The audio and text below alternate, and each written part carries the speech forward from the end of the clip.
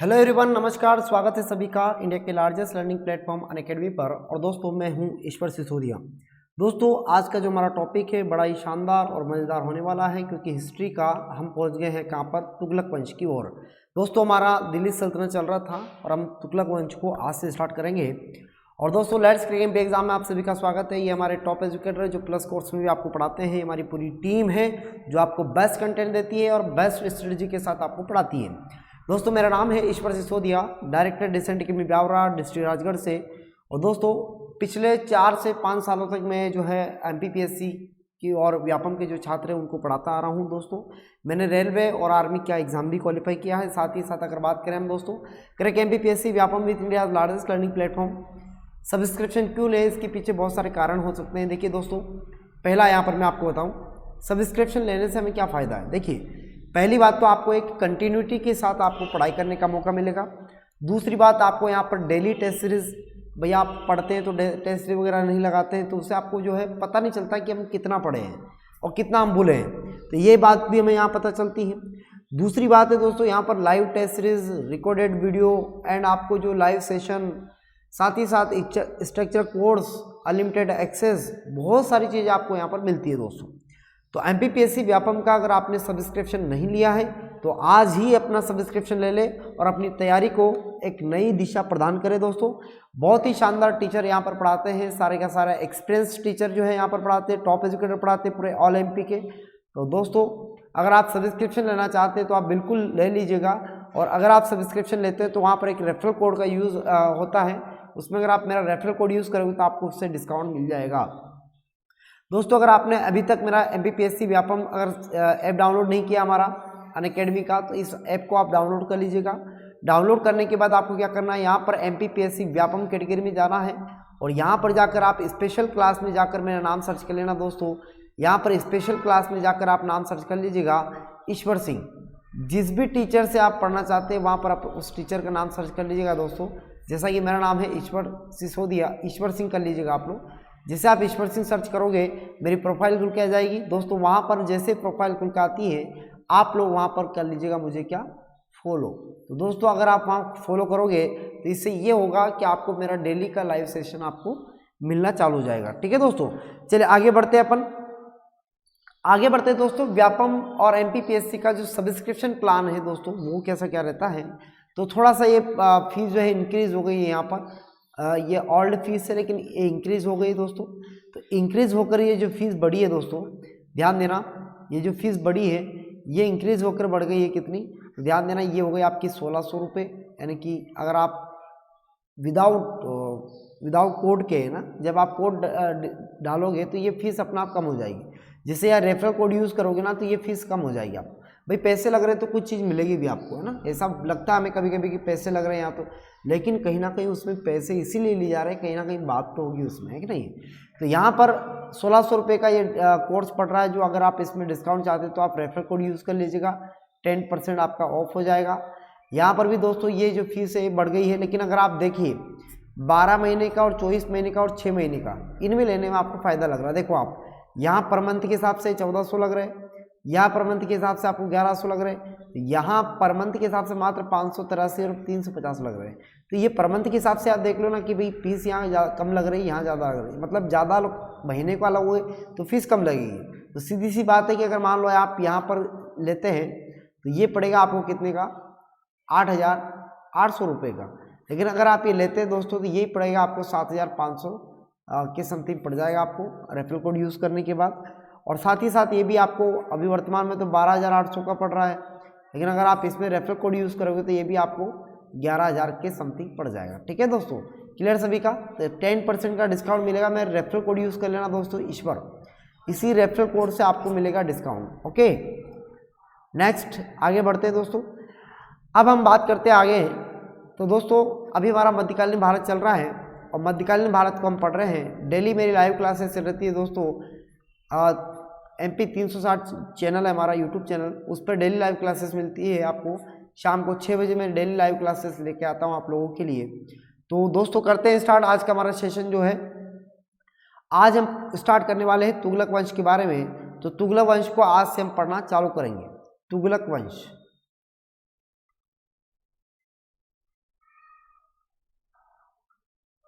आसन क्या चालू कर रहे हैं, तुगलक वंश को पढ़ना चालू कर रहे हैं दोस्तों।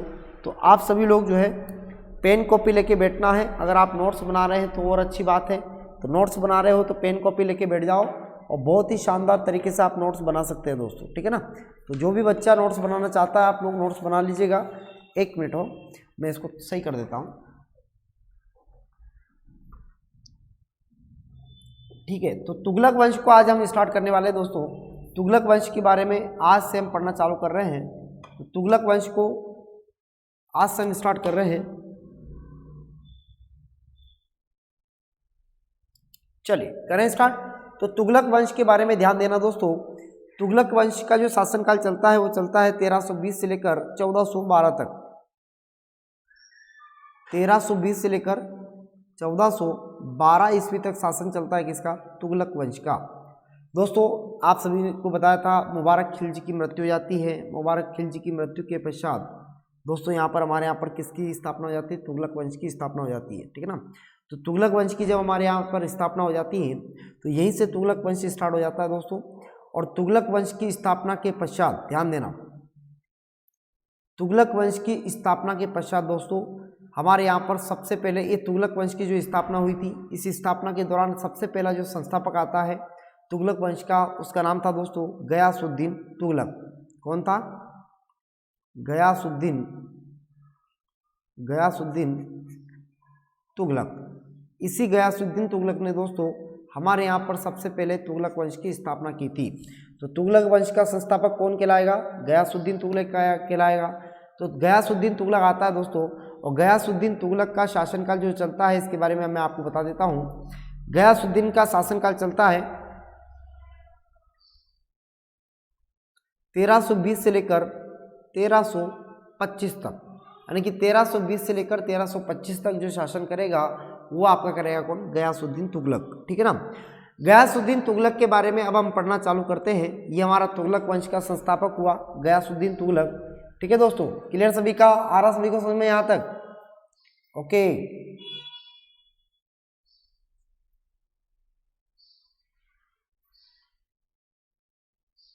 ठीक है दोस्तों, क्लियर सभी का यहाँ तक, कोई समस्या।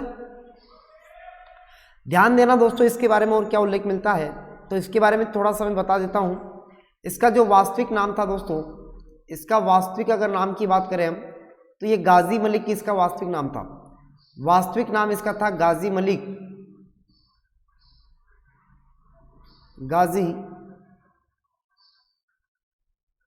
गाजी मलिक इसका वास्तविक नाम था दोस्तों। इसके बाद और ध्यान देना दोस्तों, गाजी मलिक इसका वास्तविक नाम था, और साथ ही साथ ये जो तुर्क था ना, ये करोना तुर्क की शाखा तक थी, एक करोना तुर्क की शाखा, उसी का वंशज था ये। तो करोना तुर्क में एक शाखा थी, करोना तुर्क की शाखा थी एक, जिसका नाम था तुगलक। तो इसका जो है ना तुगलक इसकी उपाधि है, तुगलक क्या इसकी उपाधि है, गाजी मलिक था ये, और ये करोना तुर्क था। तो ध्यान देना, यह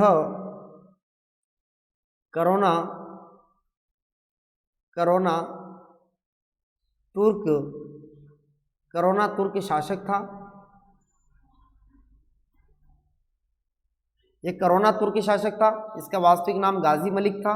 यहाँ तक क्लियर हुआ सभी का, आई बात समझ में। हाँ, ये जो तुगलक जो थी इसकी उपाधि थी, आई बात समझ में। हाँ चलिए आगे बढ़े अपन।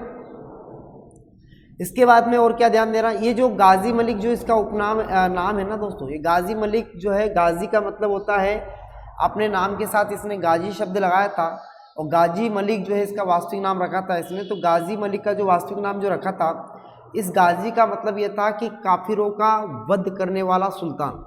गाजी शब्द का शाब्दिक अर्थ होता है क्या, काफिरों का वध करने वाला सुल्तान, जिसे गाजी शब्द का फुल फॉर्म है, मतलब गाजी का ये अर्थ निकल के आता है, ठीक है ना। आगे बात समझ में यहाँ तक। अब यह करोना तुर्क शासक था। अब इसके बारे में और क्या उल्लेख मिलता है तो ये थोड़ा सा हमें ध्यान देना आगे। चलो आगे बात करते हैं दोस्तों। गयासुद्दीन का कहना यह था कि जो हमारी इक्ता की जो राजस्व में वृद्धि है ये ज़्यादा नहीं होनी चाहिए। इसने कहा था कि जो इक्ता मतलब भूमि का जो राजस्व है, भूमि का राजस्व ज़्यादा नहीं वसूला जाना चाहिए। इसने कहा, इसका कहना था क्या कहना था इसका कहना था कि इक्ता मतलब क्या होता है? इक्ता मतलब होता है भूमि। भूमि इक्ता मतलब क्या होता है? भूमि होता है। इक्ता राजस्व वृद्धि ज्यादा नहीं होनी चाहिए। मतलब कितनी नहीं होनी चाहिए, किससे ज्यादा नहीं होनी चाहिए? तो ध्यान देना, इसने कहा था कि इसका कहना था कि इक्ता राजस्व में वृद्धि जो होती है वो 1/11 से 1/10 इससे ज्यादा नहीं होनी चाहिए, इससे ज्यादा नहीं होनी चाहिए। इसने कहा था कि भैया ज़्यादा ज़्यादा आप 1/11 के हिसाब से ले लो या फिर 1/10 के हिसाब से ले लो कि लेकिन 1/11 से ज़्यादा नहीं होना चाहिए, ठीक है ना, इससे ज़्यादा नहीं होना चाहिए। इतना आप कर लगा सकते हैं, इससे ज़्यादा कर नहीं लगाना अपन को, ठीक है ना, ज़्यादा नहीं होना चाहिए, होना चाहिए। क्लियर सभी का यहाँ तक? कोई समस्या? इसका कहना था कि इक्ता राजस्व की जो वृद्धि है वो 1/11 से लेकर 1/10 या इससे ज़्यादा नहीं होना चाहिए। या तो इतना ही रख दो या फिर इससे ज़्यादा मत रखो। तो गयासुद्दीन तुगलक के बारे में 3 बातें हमने पढ़ी। सबसे पहली बात तो है कि इसका शासनकाल 1320 से 1325 तक चलता है। दूसरी बात, इसका वास्तविक नाम गाजी मलिक था। गाजी शब्द का अर्थ होता है काफिरों का वध करने वाला सुल्तान। फिर इसके बाद उल्लेख मिलता है कि यह करोना तुर्क शासक था, यानी कि करोना तुर्की की एक शाखा है, उसी शाखा का यह वंशज था। तुगलक इसकी उपाधि है दोस्तों, ध्यान देना, तुगलक क्या है इसकी? हाँ, तुगलक इसकी उपाधि है। तुगलक इसकी क्या है? तुगलक उपाधि है इसकी, तुगलक इसकी उपाधि है। तुगलक इसकी उपाधि है, ये बात आप थोड़ा ध्यान देना, ठीक है ना। तो तुगलक इसकी क्या है? उपाधि है। तुगलक वंश जो चला है इसमें तुगलक एक उपाधि है, ठीक है ना। तुगलक क्या है? एक उपाधि है। इतना सभी को समझ में आ गया होगा। चलो आगे बढ़े अपन। गयासुद्दीन के बारे में और क्या उल्लेख मिलता है? तो ध्यान देना दोस्तों, गयासुद्दीन के बारे में उल्लेख मिलता है कि इसी व्यक्ति ने पहली बार भारत में नहर जो बनाते ना, नहर, तो भारत में नहरों का प्रारंभ भी इसी व्यक्ति ने करवाया था। नहरों से सिंचाई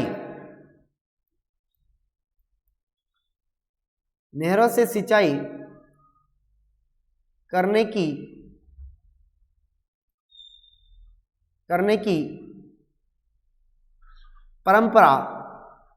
परंपरा इसी ने शुरुआत की थी या इसी ने प्रारंभ की थी। नहरों से सिंचाई करने की परंपरा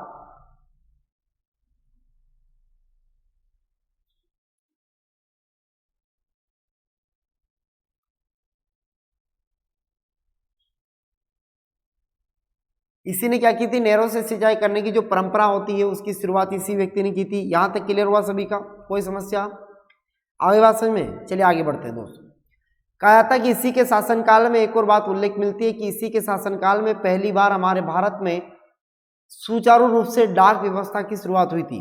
कहा था कि उस समय डाक व्यवस्था इतनी फास्ट हो गई थी इसके शासनकाल में। इसने कहा था कि अगर देवगिरी से कोई पत्र आता था तो 4 घंटे में वो दिल्ली, 4 या और से भी जल्दी जो है दिल्ली पहुंच जाता था, है ना। तो इसी बताते हैं। तो डाक व्यवस्था की शुरुआत करने वाला जो शासक है उसका नाम भी क्या है? गयासुद्दीन तुगलक है। तो डाक व्यवस्था की पहला सुल्तान था जिसने डाक व्यवस्था की शुरुआत करवाई भारत के अंदर। तो डाक व्यवस्था की शुरुआत करवाने वाला पहला व्यक्ति था ये। इतनी बात क्लियर हुई सभी की? यहाँ तक आया सभी को समझ में? कोई समस्या किसी को? आगे बढ़ जाए अपन। चलिए आगे बढ़ते हैं। गयासुद्दीन तुगलक के बारे में और क्या उल्लेख मिलता है? तो आगे ध्यान देना दोस्तों। गयासुद्दीन तुगलक के बारे में और उल्लेख मिलता है कि कहा था कि ये 1320 की बात है। कब की बात है? 1320 की बात है। कि कहा था कि 1320 में इसी व्यक्ति ने कहा था, इसी का लड़का था जिसका नाम था 1324 की बात है। 1324 में इसी का बेटा था जिसका नाम था जोना खां। और जोना खां ने क्या किया था? इसका बेटे जोना खां ने इसके लिए बंगाल विजय के उपलक्ष्य में इसने एक लकड़ी का घर बनवाया था। इसी के लिए जब पिताजी आएंगे तो इसके स्वागत के लिए करवाया था। तो गयासुद्दीन तुगलक के स्वागत के लिए बंगाल विजय के उपलक्ष्य में इसी के बेटे जोना खां ने एक लकड़ी का जो है घर बनवाया था। लकड़ी का एक मतलब पूरा मकान बनवाया था और उसी मकान में जो है इसको बुलाया गया था। तो 1324 की बात है। 1324 में जो है दोस्तों 1324 में ये आया था, है ना। तो ये सब उल्लेख मिलता है। ध्यान देना दोस्तों, अब्न तूता की पुस्तक के अनुसार इसी व्यक्ति को, इसी जोना खां को कहा जाता है कि जोना खां जो था आगे चल के मोहम्मद बिन तुगलक के नाम से शासक बनेगा। जोना खां ही क्या करेगा, आगे चल के मोहम्मद बिन तुगलक के नाम से शासक बनेगा। यही जोना खां गयासुद्दीन का तुगलक का बेटा है। गयासुद्दीन तुगलक का बेटा जोना खां के बारे में ऐसा उल्लेख मिलता है कि इसे विश्व का खान कहा जाता है, विश्व खान कहा जाता है इस गयासुद्दीन तुगलक को। आया बात समझ में? जी जी जी, चलिए ठीक है, आई बात समझ में सभी को? क्लियर सभी का? कहता कि बंगाल विजय के दौरान शेख निजामुद्दीन को इसने एक पत्र लिख के भेजा था कि दिल्ली छोड़ दो तुम, है ना, जब तक मैं नहीं आऊँ उससे पहले तुम दिल्ली छोड़ दो। निजामुद्दीन को जो इसने एक पत्र लिख के कहा था, किसको कहा था? बंगाल विजय के दौरान। चलो एक बात लिखते हैं, बंगाल विजय के दौरान, बंगाल विजय के दौरान, बंगाल विजय के दौरान इसने निजामुद्दीन को, उस समय निजामुद्दीन दिल्ली का शासक था, ध्यान देना ना, तो निजामुद्दीन को इसने कहा था, निजामुद्दीन को कहा दिल्ली छोड़ने का, कि भाई दिल्ली छोड़ दो। निजामुद्दीन को कहा दिल्ली छोड़ दो। इस निजामुद्दीन ने इसको कहा था कि दिल्ली अभी दूर है। क्या कहा था इसने? कि दिल्ली अभी दूर है। तो निजामुद्दीन ने कहा कि दिल्ली अभी दूर है ना, दिल्ली अभी क्या है? दूर है। क्लियर सभी का? कोई समस्या यहाँ तक? इसकी इनकी भाषा में बोलते हैं कि हनुज दहली दूरस्त, ऐसा पहले बोलते थे, हनुज दहली दहली दूरस्त, ऐसा बोलते थे उधर की भाषा की अगर बात करें तो दिल्ली अभी दूर है।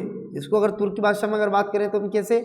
हनुज दहली दूरस्त बा, ऐसे बोलते हैं, ठीक है ना? आई बात समझ में?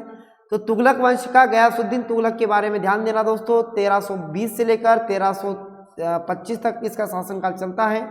तुगलक जो है इसकी उपाधि थी दोस्तों, इसका वास्तविक नाम गाजी मलिक था। यह जो है यह कोरोना तुर्की शासक था। नहरों से सिंचाई करने की परंपरा की शुरुआत की, डाक व्यवस्था की शुरुआत इसी ने करवाई थी। पहला संतान था जिसने डाक व्यवस्था की शुरुआत करवाई थी। इसके बाद बंगाल विजय के दौरान इसने निजामुद्दीन को कहा था कि दिल्ली छोड़ के चले जा, मैं आ रहा हूँ। तब उसने कहा था कि दिल्ली अभी दूर है जनाब, ठीक है ना। तो इसका कहना था कि गयासुद्दीन तुगलक का कहना था कि इसका कहना था कि इक्ता राजस्व की जो वृद्धि है वो 1/11 से लेकर 1/10 से ज़्यादा नहीं होनी चाहिए, बस इतना ही रखो आप। आई बात समझ में? यहाँ तक कोई समस्या किसी को? चलिए आगे बढ़े अपन। अब इसके बारे में क्या उल्लेख मिलता है ध्यान देना, इसके बारे में और क्या उल्लेख मिलता है तो बताइए। हाँ, नहर बनाने वाला प्रथम शासक था इस दिल्ली सल्तनत में, पहला शासक था जिसने नहर बनाई थी। क्लियर सभी का? यहाँ तक कोई समस्या? आगे बढ़े अपन। चलिए आगे बढ़ते हैं। ध्यान देना दोस्तों, कहा जाता है कि यहाँ पर अलाउद्दीन इसी निजाम गयासुद्दीन तुगलक के बारे में उल्लेख मिलता है कि जब ये बंगाल विजय के दौरान 1324 में आ रहा था उधर से, तो गयासुद्दीन के बारे में और क्या उल्लेख मिलता है तो ध्यान देना दोस्तों,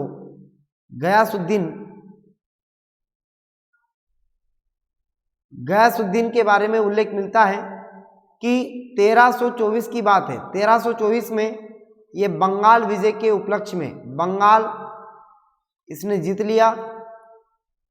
हाँ, 1324 में इसने बंगाल जीता। बंगाल जीतने के पश्चात इसका जो बेटा था जिसका नाम था जोना खां, इसके बेटे जोना खां ने क्या किया, इसका स्वागत के लिए एक घर बनवाया। इसके बेटे जोना खां ने स्वागत के लिए क्या बनवाया, एक लकड़ी का घर बनवाया। स्वागत के लिए क्या बनवाया, स्वागत के लिए एक लकड़ी का घर बनवाया, लकड़ी का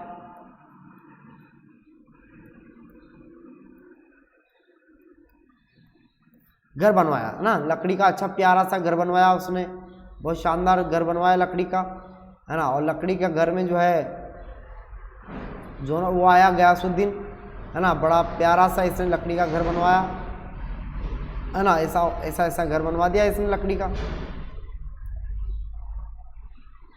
है ना। ऐसा इसने लकड़ी का घर बनवाया, ठीक है ना। लकड़ी का इसने क्या बनवाया, घर बनवाया। और इसी लकड़ी के घर में क्या होता है, उल्लेख मिलता है कि लकड़ी के इस घर में, लकड़ी का एक घर बनवाया इसने। इसी लकड़ी के घर में दोस्तों उल्लेख मिलता है कि यहाँ पर कुछ हाथी वगैरह भी थे, बंधे हुए थे इनके साथ यहाँ पर। तो कहा जाता है यहाँ पर आया कौन, गयासुद्दीन आया, और गयासुद्दीन तुगलक पहुँचता यहाँ पर 1325 की बात है। 1325 ईस्वी में ये गयासुद्दीन तुगलक का यहाँ पर होता है क्या, आगमन। तो गयासुद्दीन जो है यहाँ पर आता है, और इसी लकड़ी के इस घर में गयासुद्दीन का यहाँ पर जो है स्वागत होता है बड़े धूमधाम से। तो कहा जाता है कि वहाँ पर बड़ी धूमधाम से स्वागत हुआ। तो धूमधाम ऐसी हुई कि वहाँ पर जो हाथी थे वो हाथी एकदम वहाँ से भगे। तो कहा जाता है कि जब हाथी भगे तो ये जो यहाँ पर कुछ हाथी बंधे भी हुए थे, कुछ हाथी इधर उधर घूम रहे थे, तब कहा जाता है कि हाथी जो है अचानक वहाँ की आवाज़ सुनकर भगे हाथी। तो आवाज़ सुन के जब हाथी भगे तो उल्लेख मिलता है कि वहाँ पर जब भगे तो कहा जाता है कि यहाँ पर पूरा का पूरा घर जो है लकड़ी का टूट गया, क्योंकि आधे तो खींच के भगे, आधे इधर से भगे, आधे उधर से भगे, तो पूरा का पूरा घर जो है नष्ट हो गया। कहा जाता है कि लकड़ी के बड़े बड़े जो बड़ी बड़ी लकड़ी के वो बना रखे थे इन्होंने। कहा जाता है कि बड़ी बड़ी लकड़ी की जो एक एक अगर डंडा पड़े तो जिसके ऊपर पड़े वहीं दबा दे उसको। कहा जाता है कि जहाँ पर लकड़ी का घर टूटा उसी घर के अंदर ही 1325 में ही इसी घर के अंदर क्या जाता है, गयासुद्दीन तुगलक की मृत्यु हो जाती है। लेकिन जोना खां बच जाता है, ये बात याद रखना। इसका बेटा जोना खां बच गया, लेकिन गयासुद्दीन तुगलक जो है ये मारा जाता है। अब कुछ अलग अलग बातें बताते हैं। कोई इतिहासकार बताता है कि ये तो जानबूझ के इसने मारा था, कुछ बताते हैं कि इसके पिता वो गलती से मारा गया, कि घर टूट गया अचानक तो इस वजह से हुआ। लेकिन वास्तविकता कुछ अलग ही मानते। कुछ लोग मानते कि नहीं, इसको जो है धोखे से, पिताजी को धोखे से स्वागत के लिए बुलाया और इसको गद्दी पे बैठना था इसके बेटे जोना खां को, इसलिए गयासुद्दीन को मरवा दिया। लेकिन सब जगह अलग अलग कथन मिलता है। लेकिन आपको इतना याद रखना है कि इसको जो है स्वागत के लिए बुलवाया था, लेकिन वो जो है घर टूट गया, घर टूटने के बाद उसकी मृत्यु हो गई। आपको इतना याद रखना, ठीक है ना। वो परिस्थिति के अनुसार डिपेंड करता है। फिर अगर आपका ऑप्शन में अगर ऐसा कुछ आता है तो फिर आप उस हिसाब से लगा सकते हैं। लेकिन इसका राइट आंसर तो ऐसे ही होगा कि लकड़ी घर बनवाया था, घर टूटने के कारण उसकी मृत्यु हो गई, ठीक है ना। आई बात समझ में आता है किसी को, कोई समस्या, ठीक है ना। जिसमें दब गया था ये दब के मर गया था वहीं पे, लकड़ी का घर दब गया, इसके ऊपर पड़ गया पूरा, तो ये मर गया वहीं पर, ठीक है ना। तो गयासुद्दीन तुगलक के बारे में आई बात समझ में सभी को यहाँ तक। गयासुद्दीन तुगलक की मृत्यु जाती है कब, तो यहाँ पर मृत्यु जाती है गयासुद्दीन तुगलक की 1325 के अंदर, ठीक है जी। क्लियर सभी का यहाँ तक, कोई समस्या।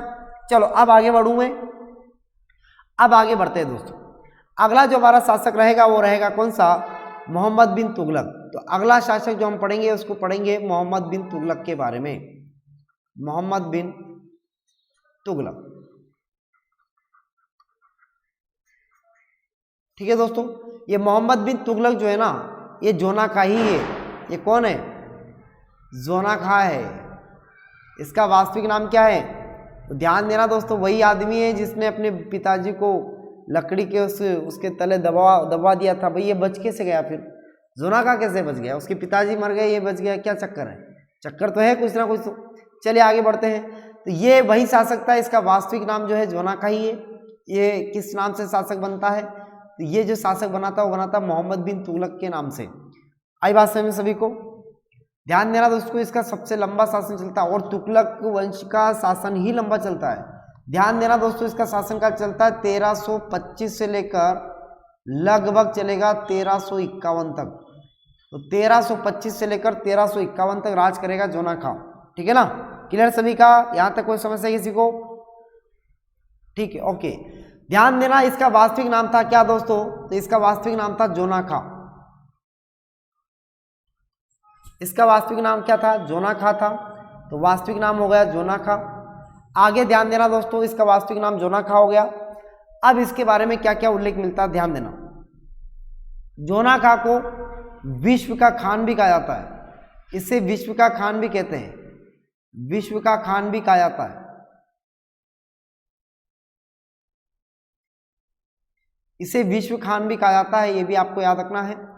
इसी मोहम्मद बिन तुगलक के बारे में और क्या उल्लेख मिलता है, तो ध्यान देना दोस्तों, इसी व्यक्ति ने कहा था कि दोवाब क्षेत्र जो पड़ता था उस समय का सिंध वाला, तो दोवाब क्षेत्र में इसने क्या किया था, एक कर व्यवस्था लागू कर दी थी।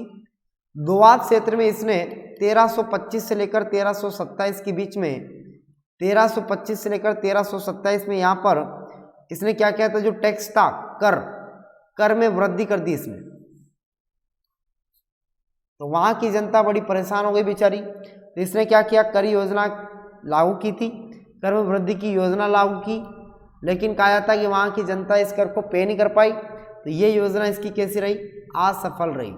इसकी पहली योजना जो इसने कर की लागू की थी वो कैसी रही, लेकिन वो असफल रही। ये बात आपको याद रखना है। कहाँ पर इसने लागू की थी, तो ध्यान देना दोस्तों, ये योजना लागू की थी कहाँ पर इसने, तो ये की थी दोआब क्षेत्र जो पड़ता है वहाँ पर लागू की थी। क्लियर सभी का, यहाँ तक कोई समस्या। इसी मोहम्मद बिन तुगलक के बारे में और क्या उल्लेख मिलता है, तो ध्यान से सुनना दोस्तों। इसी मोहम्मद बिन तुगलक के बारे में उल्लेख मिलता है कि इसने कृषि विभाग की स्थापना भी करवाई थी, जिसे हम दीवाने को ही कहा जाता था, है ना। तो इसने पहली बार एक विभाग की स्थापना करवाई, कृषि विभाग। इसने कृषि विभाग की स्थापना करवाई थी,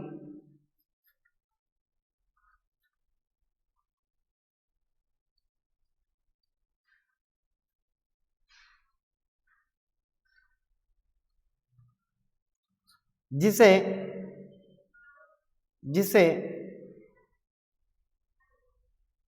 दीवान ए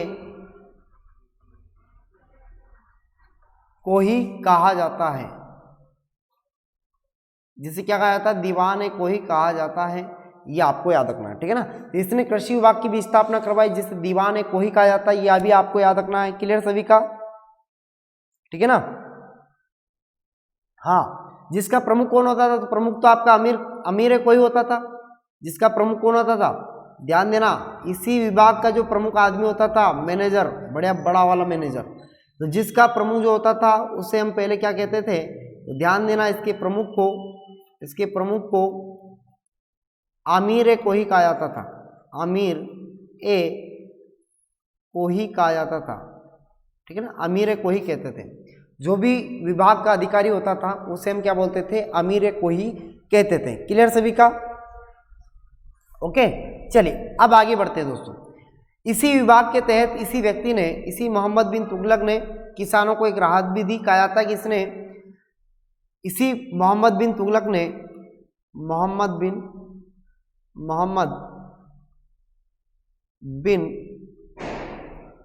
ने इसी कृषि विभाग के अंतर्गत कहा जाता है कि इसने किसानों के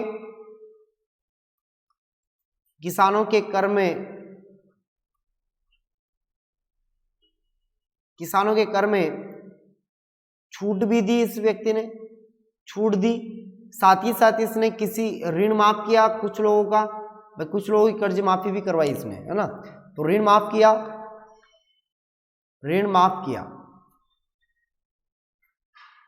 जिसे क्या कहते हैं, जिसे तकावी कहते हैं। ऋण माफ करने की उस समय की जो पद्धति थी उसे तकावी कहते थे वो लोग। उस समय की बात है जब हमारे यहाँ पर दिल्ली सल्तनत हुआ करता था, उस समय इसको तकावी या कहते थे, या इसी को जो है एक नाम से स्वनधर भी बोलते थे इसको। तो तकावी कहा जाता था इसको, ठीक है ना। क्लियर सभी का, यहाँ तक कोई समस्या, क्लियर हुआ सभी का। चलिए अब आगे बढ़ते हैं दोस्तों। ध्यान देना दोस्तों, इसी मोहम्मद बिन तुगलक के बारे में उल्लेख मिलता है कि इसने 1326 से लेकर 1327 के बीच में इसने अपनी राजधानी चेंज की। उल्लेख मिलता है कि इसने अपनी राजधानी चेंज करके कहाँ पर बनवा ली थी, इसने राजधानी को चेंज किया। इसने राजधानी दिल्ली से दौलताबाद, इसने अपनी राजधानी दिल्ली से कहाँ पर, दौलताबाद में, तथा पुनः दिल्ली स्थापित की। देखो कितना मूर्ख आदमी है, वहाँ की फिर वहाँ से वहीं ले आया। कहते हैं कि जैसे उड़ी जहाज की पंछी फिर जहाज पे आवे घूम घूम के। कहते हैं कि ऐसा उल्लेख मिलता है कि किसी जहाज पे अगर मान लो कोई चिड़िया बैठी है तो उसको कोई सहारा नहीं मिलता समुद्र के अंदर, तो वो घूम घाम के फिर वहीं आएगा। तो इसने भी ऐसे ही किया। मोहम्मद बिन तुगलक ने अपनी राजधानी कहाँ पर बनाई, अपनी राजधानी इसने बनाई कहाँ पर, दिल्ली से कहाँ पर, दौलताबाद, और दौलताबाद से फिर वापस कहाँ बनाई, दिल्ली बने। अब भाई मान लो तुझे आना ही वापस दिल्ली था तो तूने गया क्यों वहाँ पर। इसीलिए इस व्यक्ति को दोस्तों ध्यान देना, इसे मूर्ख शासक भी कहते हैं। हाँ, मूर्ख शासक भी कहते हैं इसे। हाँ, इसीलिए इसको मूर्ख शासक भी कहा जाता है, ये भी आपको याद रखना है भाई। इसको दिल्ली इसने पहली स्टार्टिंग कहाँ बनाई, दिल्ली बनाई, दिल्ली तो राजधानी थी, इसने दौलताबाद की, वहाँ से फिर चेंज की, फिर दिल्ली लाया, इसलिए इस आदमी को मूर्ख शासक भी कहा जाता है। कोई संदेह वाली इसमें बात नहीं है। चलिए ठीक है, आगे बढ़े अपन, चलिए आगे बढ़े अपन, चलिए आगे बढ़े। ध्यान देना दोस्तों,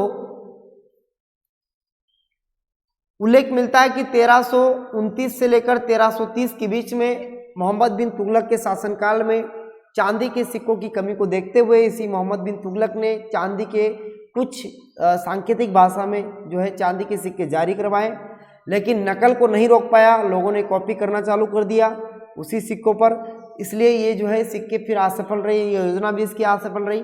लेकिन 1329 से लेकर 1330 के मध्य में इसने व्यापक मात्रा में, व्यापक स्तर पर इसने चांदी के सोने जो है इसने जारी करवाए, व्यापक स्तर पर चांदी के, व्यापक स्तर पर चांदी के सिक्के, चांदी के सिक्के जारी करवाए, ठीक है ना। तो व्यापक स्तर पर इसने क्या करवाए, चांदी के सिक्के जो है जारी करवाए, साथ ही साथ इन्हें तांबे के सिक्के भी जारी करवाए थे, ठीक है ना। लेकिन नकल को नहीं रोक पाए तो कई लोगों ने इसकी कॉपी करना चालू कर दिया, मतलब ऐसे कैसे सिक्के जो है इसने नकल के लिए कोई ठोस जो है कदम भी नहीं उठाया था, इसलिए जो है ये असफल रहा इस काम में। आगे बढ़े दोस्तों, कोई समस्या यहाँ तक क्लियर है सभी का? चलिए आगे बढ़े अपन, चलिए आगे बढ़ते। ओके, यहाँ तक तो मुझे उम्मीद है कि आप सभी को समझ में आ गया। देखो एक बार रिवीजन कर लेते हैं। मोहम्मद बिन तुगलक के बारे में उल्लेख मिलता है, किसानों के कर में इसने छूट दी, ऋण माफ किया, जिसे तका भी कहा जाता है। राजधानी दिल्ली से इसने दौलताबाद और दौलताबाद से वापस दिल्ली लागू की, इसलिए इस व्यक्ति को मूर्ख शासक भी कहा जाता है। व्यापक स्तर पर 1329 से लेकर 30 के मध्य में इसने चांदी के सिक्के जारी करवाए, ये बात भी आपको याद रखना है। इसके बाद में और क्या उल्लेख मिलता है इसके बारे में आपको देखना है दोस्तों, है ना। चलिए आगे बढ़ते हैं। मोहम्मद बिन तुगलक के बारे में और क्या उल्लेख मिलता है, तो मोहम्मद बिन तुगलक के बारे में और ध्यान देना। मोहम्मद बिन तुगलक के बारे में आगे ध्यान देना दोस्तों। मोहम्मद बिन तुगलक के बारे में उल्लेख मिलता है कि भारत का पहला व्यक्ति था, दिल्ली सल्तनत का पहला सुल्तान था, प्रथम सुल्तान था, है ना, प्रथम सुल्तान था जिसने, सुल्तान प्रथम नहीं, प्रथम सुल्तान, प्रथम सुल्तान था जिसने होली में भाग लिया था, या होली के दहन में जो भाग लेने वाला जो प्रथम सुल्तान था, इसने पहली बार हिंदू के रीति रिवाज के आधार पर होली में भाग लिया था इसने। तो पहली बार भारत में पहला सुल्तान था जिसने हिंदू के रीति रिवाज वाले पर त्योहार पर, होली के अवसर पर इसने होली में भाग लिया था, ठीक है ना। ये मोहम्मद बिन के बारे में उल्लेख मिलता है। और इसके बारे में क्या उल्लेख मिलता है, ध्यान देना। मोहम्मद बिन तुगलक के बारे में उल्लेख मिलता है कि ये जैनियों से बड़ा प्रभावित था, जैन धर्म के लोगों से प्रभावित था। कहा जाता है कि इसने जैन संत जिन प्रभा सूरी जो थे उससे घनिष्ठ संबंध भी थे इससे। तो ध्यान देना, जैनियों से घनिष्ठ संबंध, जैनियों से घनिष्ठ संबंध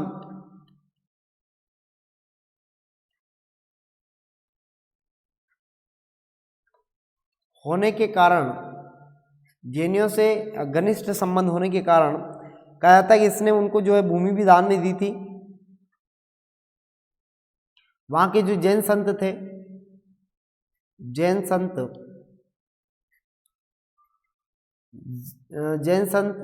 जिन प्रभा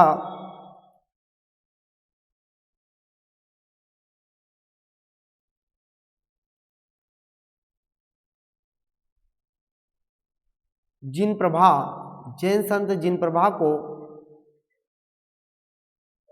भूमि दान की थी, ये भी बात आपको याद रखना है। तो जैनियों से इनके घनिष्ठ संबंध होने के कारण जैन संत जिन प्रभा को इन्होंने भूमि भी दान में दी थी, ये भी आपको याद रखना है। क्लियर सभी का, यहाँ तक कोई समस्या? और आगे बात करते हैं। मोहम्मद बिन तुगलक के बारे में उल्लेख मिलता है कि इसी मोहम्मद बिन तुगलक ने दिल्ली में एक नगर की स्थापना करवाई थी जिसे हम बोलते हैं जहांपना नगर, ठीक है ना। तो ध्यान देना, मोहम्मद बिन तुगलक के बारे में उल्लेख मिलता है कि इसने दिल्ली में एक नगर बसाया था जिसका नाम था जहांपना नगर। तो दिल्ली में जहांपना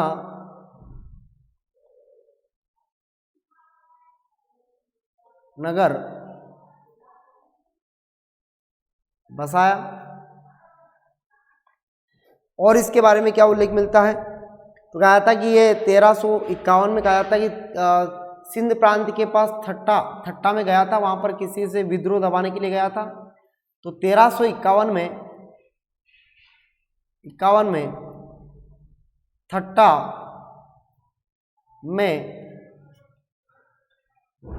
विद्रोह को दबाने गया था, ठीक है ना। क्या गया था, तो 1351 में सिंध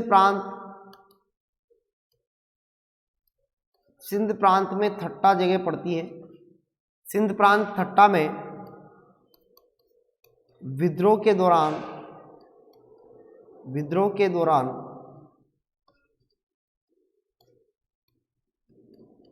मारा जाता है। तो 1351 में ये विद्रोह के दौरान मारा जाता है और फिर 1351 में ही यहाँ पर जो है अगला शासक बन जाता है, ठीक है ना। ओके, क्लियर सभी का यहाँ तक, कोई समस्या? तो मुझे उम्मीद है कि आप सभी लोगों को यहाँ तक समझ में आया होगा और मुझे ऐसा उम्मीद है कि आप सभी लोग अच्छे से पढ़ भी रहे होंगे। चलिए आगे बढ़ते हैं अपन दोस्तों। यहाँ तक तो क्लियर हो गया होगा आप सभी का। चलो एक बार रिवीजन करवा देता हूँ आप सभी लोगों का, ताकि आपको कोई समस्या ना आए। देखिए दोस्तों, सबसे पहले मैंने आपको तुगलक वंश स्टार्ट किया आज ही, और 2 शासक मात्र को पढ़ाया मैंने। देखिए पहला शासक आपका गयासुद्दीन तुगलक है और इसी का बेटा हम मोहम्मद बिन तुगलक के बारे में पढ़ेंगे आगे।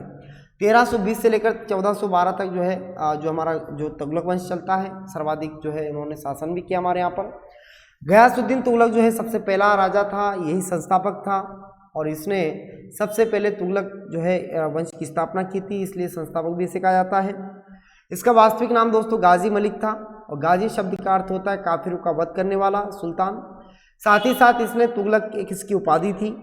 इसने यह कोरोना तुर्क जाति का तुर्की शासक था, उस शाखा से संबंध था, तुर्की की कोरोना शाखा से संबंधित था। पहली बार दोस्तों इसके बारे में उल्लेख मिलता है कि इसका कहना था कि इक्ता राजस्व की जो वृद्धि है वो 1/11 से 1/10 से ज़्यादा नहीं होनी चाहिए, ठीक है ना, ये बात कही थी इसने। दूसरी बात इसका उल्लेख मिलता है कि इसने 1324 के मध्य जो है इसने यहाँ पर बड़ा युद्ध लड़ा था बंगाल का, और बंगाल जब ये विजय हुआ था तब वापस लौट रहा था, तब इसने समाचार पहुँचाया था नाजुमुद्दीन के साथ, जो दिल्ली में नाजुमुद्दीन था यहाँ पर, तो उसको समाचार पहुँचाया था कि तू जब तक मैं आऊँ उससे पहले तू दिल्ली छोड़ के चला जाना, मैं आऊँ ना तब से पहले तू क्या कर देना, दिल्ली छोड़ के वापस निकल लेना। तो यहाँ से जवाब दिया नजमुद्दीन ने कि भाई साहब अभी दिल्ली बहुत दूर है, दिल्ली अभी क्या है, दिल्ली अभी दूर है, ठीक है दोस्तों।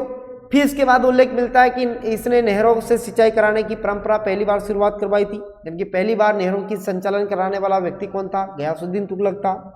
साथ ही साथ भारत में डाक व्यवस्था की शुरुआत भी कराने वाला पहला सुल्तान था गयासुद्दीन तुगलक। आई बात समझ में यहाँ तक।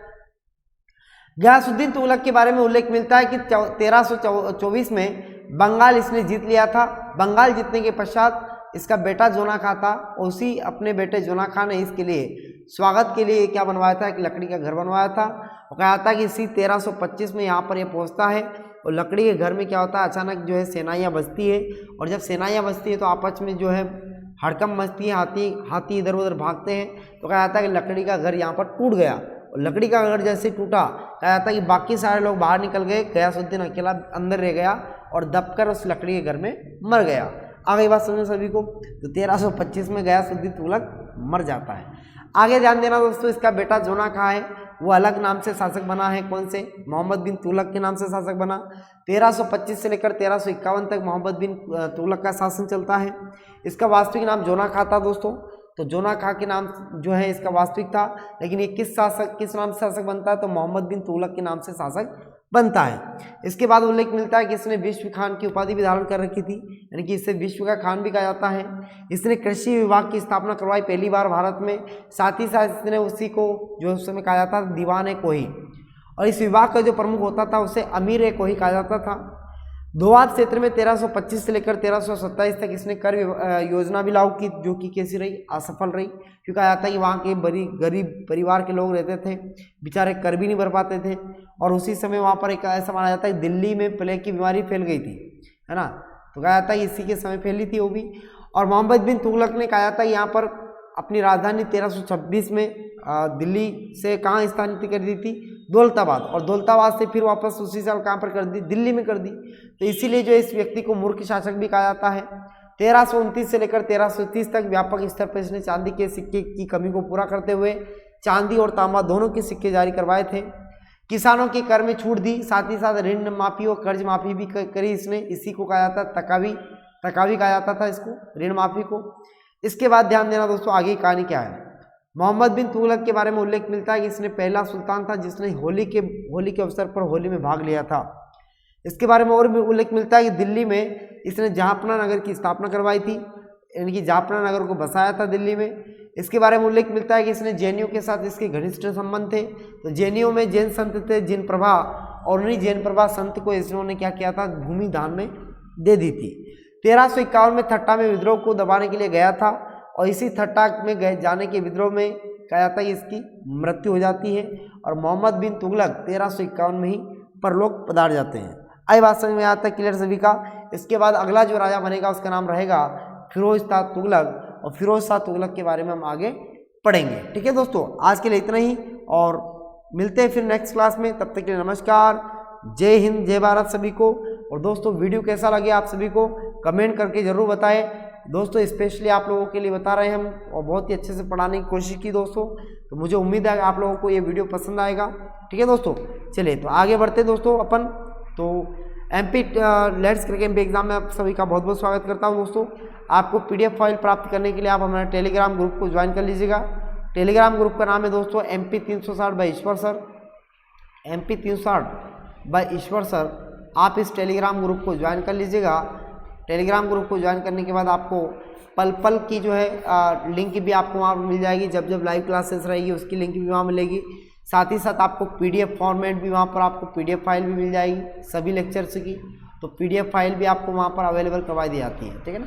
तो PDF हुआ, और साथ ही साथ आपका फाइल वगैरह और टेस्ट सीरीज वगैरह जो भी है वहाँ पर अवेलेबल करवा दूंगा। ठीक है दोस्तों, और ये मेरा रेफरल कोड है, जिनको भी प्लस सब्सक्रिप्शन लेना है वो इस कोड से ले लीजिएगा, 10% का आपको डिस्काउंट मिल जाएगा। ठीक है दोस्तों, चलिए ओके।